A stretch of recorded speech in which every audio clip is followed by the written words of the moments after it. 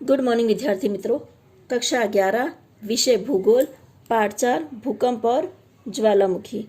इससे पहले वाले पाठ में यानी तीसरे पाठ में हम लोगों ने पृथ्वी की सतह से उसके केंद्र तक के अलग अलग भागों की जानकारी प्राप्त की थी। इस पाठ में हम लोग भूकंप और ज्वालामुखी के बारे में जानकारी प्राप्त करेंगे। सबसे पहले हम लोग भू संचलन और भूकंप के बारे में पढ़ेंगे। भू कवच का जो बाहर का भाग है वो ठोस स्वरूप में जमा हुआ है, पर जो अंदर का भाग है वो अभी भी अत्यंत गर्म है या लावे के स्वरूप में है। भूगर्भ के भाग पर ऊपर की जो चट्टान का स्तर है उसका प्रचंड दबाव है। कहने का अर्थ ये है कि कोई भी वस्तु है जो नीचे है उस पे ऊपर की वस्तु का दबाव होने वाला ही है। तो यहाँ पे यही समझाने की कोशिश की गई है, जो ऊपर की चट्टानें हैं उसका दबाव नीचे यानी भूभाग में अनुभव किया जाता है। भूगर्भ की आंतरिक गर्मी और इस दबाव में परिवर्तन के कारण चट्टान पदार्थ के स्वरूप में प्रसरण या संकोचन की प्रक्रिया होती है। इसे भू कवच में हलन चलन का अनुभव किया जाता है। इस प्रक्रिया को भू संचलन कहते हैं। यहाँ पर इस परिभाषा में समझाया गया है कि पृथ्वी के यानी भूगर्भ में जो गर्मी है उसकी वजह से जो अंदर का दबाव है उसमें परिवर्तन होता है, और जो चट्टानी पदार्थ है उनके स्वरूप में प्रसरण यानी फैलना और संकुचन यानी बटोरने की क्रिया होती है। इसकी वजह से जो भू कवच है उस पर हलन चलन का अनुभव किया जाता है। इस प्रक्रिया को भू संचलन कहते हैं। भू संचलन मंद और तेज दोनों गति से होता है। यह प्रक्रिया भूकंप के साथ जुड़ी हुई है।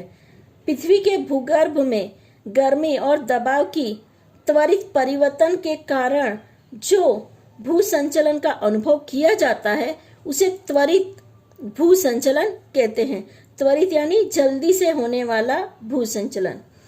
ज्वालामुखी और भूकंप की प्रक्रिया तुरंत भू संचलन की प्रकार है, यानी ये ऐसी प्रक्रिया है जो तुरंत होती है या जल्दी से होती है, जो पृथ्वी का कमजोर भू रचना वाला प्रदेश में अनेकों बार परिवर्तन लाती है। भू संचलन की क्रिया के कारण पृथ्वी की सतह के कुछ कमजोर भाग अचानक से कंपित हो उठते हैं, तब उस अकस्मात कंपन को भूकंप कहते हैं। यानी भूकंप की जो क्रिया है वो पृथ्वी की जो सतह का कमजोर भाग होता है उसे अचानक ही कंपित करती है। तो ये जो अचानक ही कंपित होने की क्रिया है उसे भूकंप कहते हैं। भूकंप एकाएक और अचानक और जल्दी से होने वाली क्रिया है। 26 जनवरी 2001 के भुज कच्छ में अनुभव किया गया भूकंप कुछ ही क्षणों में भयंकर तबाही का कारण बना था। यानी ये जो भूकंप था ये तो ऐसे पूरे गुजरात में अनुभव किया गया था, पर जो इसका केंद्र था वो भुज और कच्छ था। वहां पर इस भूकंप की वजह से भारी नुकसान हुआ था। ऐसा नहीं कि नुकसान और जगह नहीं हुआ था, सभी जगह हुआ था, पर जो केंद्र था उसके आसपास अधिक नुकसान का अनुभव किया गया। जैसे मकान टूट गए थे या रोड टूट गई, सड़कें टूट गई थी, और भी कई तरह का नुकसान हुआ था। भूकंप एक प्राकृतिक घटना है। पृथ्वी भूगर्भ की चट्टानों में विक्षोभ के स्रोत से उत्पन्न हुई तरंगे कंपन को भूकंप कहते हैं। ये जो परिभाषा है ये आर्थर होम्स ने दी है। जिस प्रकार एक उदाहरण है कि जिस प्रकार तालाब का पानी शांत होता है उसमें पत्थर फेंकने पर वह वृत्ताकार यानी गोल गोल घूमकर वो पानी की जो तरंग के केंद्र से बाहर की तरफ फैलती हैं, उसी प्रकार भूकंपी तरंगे भी विक्षोभ केंद्र के चारों तरफ फैलती हैं। यानी जैसे भूकंप का केंद्र है तो इसके चारों तरफ तरंगे फैलती हैं। आपने कई बार पानी जो शांत पानी होता है उसमें पत्थर फेंका होगा, देखा होगा कैसे गोल गोल तरंगे बाहर की तरफ को फेंकती हैं। ये उसी तरह भूकंप भी कार्य करता है। जिस स्थल से भूकंप तरंग उत्पन्न होती है उस स्थल को भूकंप केंद्र कहते हैं। भूकंप केंद्र की जहां से भूकंप की जो तरंगे हैं जहां से उत्पन्न है उसे भूकंप केंद्र कहा जाता है। भूकंप केंद्र से पृथ्वी की सतह के ऊपर से सबसे नजीक स्थल जहां भूकंप की तरंगे पहुंचती है उसे भूकंप निगमन केंद्र कहते हैं।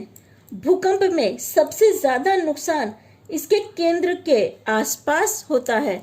जैसे ही भूकंप का केंद्र है तो केंद्र के जो आसपास का क्षेत्र है वहां पर अधिक नुकसान होता है, यानी केंद्र के आसपास वाले क्षेत्रों में भारी नुकसान देखा जाता है।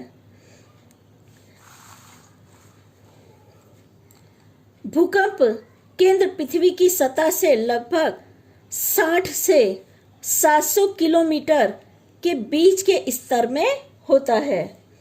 वहां से कंपित तरंगे शुरू होकर कुछ ही सेकंडों में पृथ्वी की सतह तक पहुंच जाती हैं। अभी हमने पढ़ा ही था कि भूकंप जो है वो अचानक होने वाली क्रिया है और तुरंत जल्दी से होने वाली क्रिया है। यदि यह केंद्र लगभग 60 किमी की गहराई में हो तो कम गहराई का भूकंप है, ऐसा कह सकते हैं। यदि 60 से 250 किलोमीटर की गहराई का हो तो मध्यम भूकंप कहते हैं, और अगर 250 से 700 किलोमीटर यानी किमी की गहराई का हो तो उसे गहरा भूकंप कहते हैं। यानी यहाँ पे ये समझाने की कोशिश की है कि जो भूकंप का केंद्र है वहां पर अत्यधिक नुकसान देख सकते हैं और कई बार भूकंप से काफी जगह नुकसान का अनुभव किया जाता है। कई बिल्डिंगें, कई मकान, रोड, तार जो है, थमले जो हैं, या कई ऐसे स्थल जो हैं वो टूट जाते हैं। यानी भूकंप आने पर कई बार भारी नुकसान का अनुभव किया जाता है। इसी के साथ ये वीडियो मैं यहीं पे रोकती हूँ। आगे की चर्चा हम लोग अगले वीडियो में करेंगे।